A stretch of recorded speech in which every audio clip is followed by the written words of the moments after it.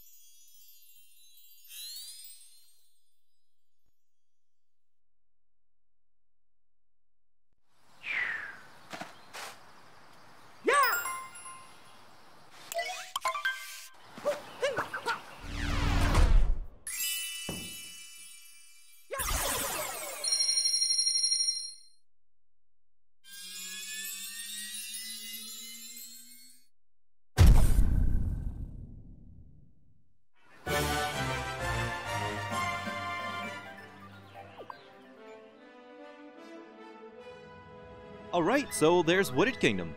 One of the most difficult kingdoms in my opinion.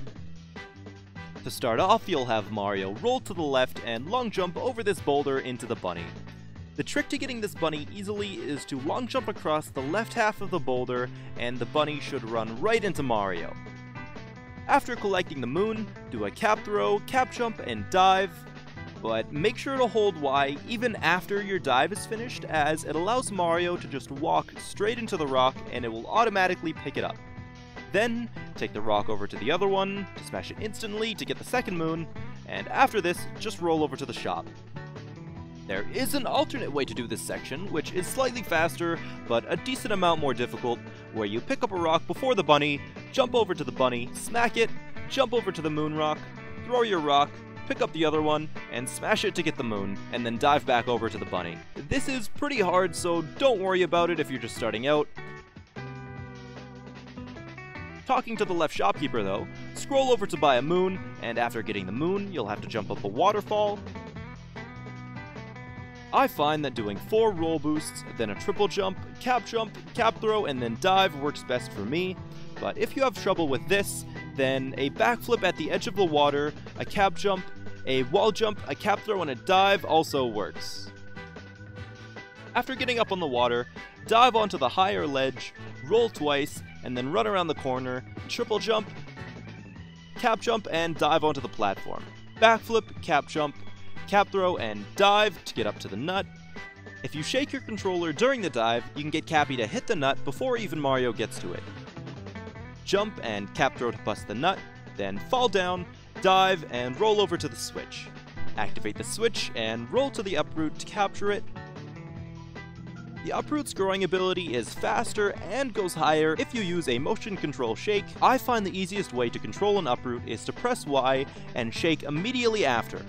This makes the uproot do the motion control row, and then when I want the uproot to hop, just let go of Y. Walk the uproot over to the edge of the stone on the ground and grow, then when at max height, do the hop, leave the uproot, and dive up to the next nut. The fastest movement to this nut is to do small hops with the uproot on certain slopes on the ground. These slopes are difficult to see, but a good rule of thumb is to just jump off of the edge of the uproot spawn area, and if the uproot gets the boost, then the uproot will land on the next slope nicely. But if you miss any of these slopes, doing the small hops is slower than just walking, so if you're just starting out, don't worry about the hopping, and walk with the uproot instead. Once up though, roll into the nut to bust it, get the moon, and then cap throw and ground pound roll off of the edge all the way down to the pipe. Ground pound into the water and enter the pipe. Now we enter the flooded pipes. There's no easy way to do these fast. The water and the fuzzies are all on a cycle, so if you make any mistakes, then the entire section will be messed up. I'll describe the easiest movement I could come up with though. Start by crouching, then a roll, and long jump as soon as possible. Right as Mario hits the water, do a cap throw. Once the water is high enough, jump into the wall, do a wall jump, dive, then a side flip. At the peak of the side flip, do a cap throw into the wall for a bit of extra height, then wall jump, dive, and jump to the moon. Cap throw to the left, dive, and jump back down. Wait for the fuzzies to move to the left, and jump in the water, and swim to the 2 fuzzies. Wait until the fuzzies give you an opening, and jump on the small metal platform, wait for a moment, then jump and cap throw, then wait for a moment and dive onto Cappy. Cap throw again, then wall jump, wait for Cappy to return, and then cap throw and dive to get the next moon. That last jump of flooded pipes is rather difficult and is likely going to take a lot of practice. Don't feel bad if you can't get it during a run. There are faster ways to do flooded pipes, one of them being if you do the first half of the pipes quickly enough, you can jump into the water right away, swim in between the 2 fuzzies, jump, cap throw, dive, and then wall jump and dive into the moon. The jump from the water I find to be less difficult than the jump I described before, but it requires Mario to get here faster, which makes this strategy for the pipes more difficult overall. I recommend starting with the first strat I described, as it gives a bit more leeway in regards to time. After leaving the pipes, ground pound at the earliest opportunity, jump, wall jump, cap throw, and dive. Then once up, backflip, cap throw, and dive onto the moving platform. Jump, cap jump, wall jump, cap throw and dive onto the next ledge. Then once up here, stand in front of the small pipe on the left of the wall, backflip, and dive onto the small wall. On the small wall, backflip, wall jump, cap throw, and dive over the railing. The reason the camera is tilted upwards during these jumps is it spawns the uproot a little bit earlier for when you get up to the top. Once the uproot is captured, use the motion control grows to get up to the next moon, bust the nut with the uproot, then pop down out of the maze. Leave the uproot and long jump and cap jump across the big gap. This gap is a bit scary as if Mario falls, he doesn't die. Instead, he falls into deep woods, which can't be warped out of, and is instead forced to use a seed to grow a vine to get out. This is probably the single largest possible time loss in the entire run, so take any necessary precautions you need to ensure you do not fall during this jump. After crossing the gap, triple jump over to the piranha plant and dive onto its head. Next, move to the nut around the corner. I find that centering the camera during each long jump helps a lot in this section. So, long jump, center the camera, move around the corner, long jump, and center the camera again. Under the nut, face away from it, backflip, wall jump, and mash the cap throw button until it busts. Get the moon, and if you want, do a cap jump and dive onto the upper section of the wall. A well-timed boost keeps Mario on the wall for long enough to get back to the corner. This roll can be tricky and has a chance to kill Mario if done incorrectly, so try it once or twice, and if you don't like it, just get to the corner in any other way you like. Jump back over to the piranha plant moon and collect it to watch a wonderful cutscene. After the cutscene, you could try something called flower skip. There are many ways to do this, with a ground pound, instant roll cancel, or a dive vault, but I think the easiest way is to move a little into the corner of the square, jump, quickly dive, and do a triple jump off of the railing. Then, after the peak of the triple jump, just as Mario starts to fall, do a cap throw, wait for Mario to do a full spin, then dive. At the peak of the cap jump, throw Cappy again, wait for Mario to do the full spin, and then dive. This should get Mario onto the far platform. This flower skip is one of the harder pieces of movement in the any % run, so if you don't want to risk a death, you can always take the flower bridge. It's only a few seconds slower and is much safer. After Mario's on the platform, do a quick dive and triple jump, then cap jump and dive onto the falling blocks and dive to the nut. If you happen to hit the ground at the same time as coming in contact with the nut, it will bust instantly. The spacing and timing for this is a bit difficult, so if it doesn't happen, then just jump and ground pound the nut to bust it instead.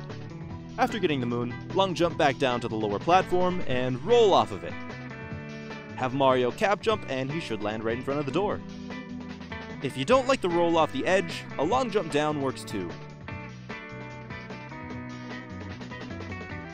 Inside the tower, do a dive and triple jump, then wall jump and dive over to the uproot, capture it, grow up to the bricks, then grow up to the P-switch, walk up the flower bridge, and grow up to the nut. The strat after this nut feels a little strange when first learning it. What you'll want to do is walk straight out, and as the uproot crosses the seam on the ground, do a motion control shake. Keep walking out, and once the uproot grows all the way, pop them up to the next platform. To get the next moon, motion control grow with the uproot, and walk forwards. Once at max height, hop with the uproot, and then uncapture it and dive into the moon.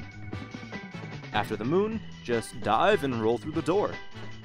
Now that Mario is back outside, turn around, backflip, cap jump, cap throw towards the wall jump, cap throw towards the arena, and dive into the Spewart Fight. Spewart is one of the easiest brutals. To start the fight, dive, jump, and cap throw into him. The cap throw should knock off his hat and Mario should fall right onto his head. For the next cycle, stand still on the ring of coins. Once you see Spewart start to move towards Mario, jump without pressing a direction and Mario should land right on Spewart. The next cycle, just jump and cap throw into Spewart once he is standing. Then, stand in the coin ring again and jump once Spewart moves. To finish off the fight, do the jump and cap throw onto Spewart one last time. The fastest way to collect this multi-moon is the same as in Lake Kingdom, where during the end of the cutscene, mash the cap throw button, and when Mario throws Cappy, dive straight onto it to collect the moon. Now, it's just a matter of skipping some cutscenes and then throwing Cappy onto the Odyssey to finish off Wooded Kingdom.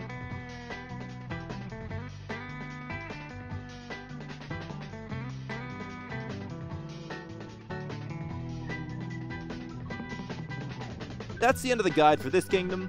If I forgot any details, or if you have any helpful tips, feel free to leave them in the comments below. They are much appreciated. But thanks for watching, be sure to like and subscribe. I'm SmallAnt1, and I'll see you next time.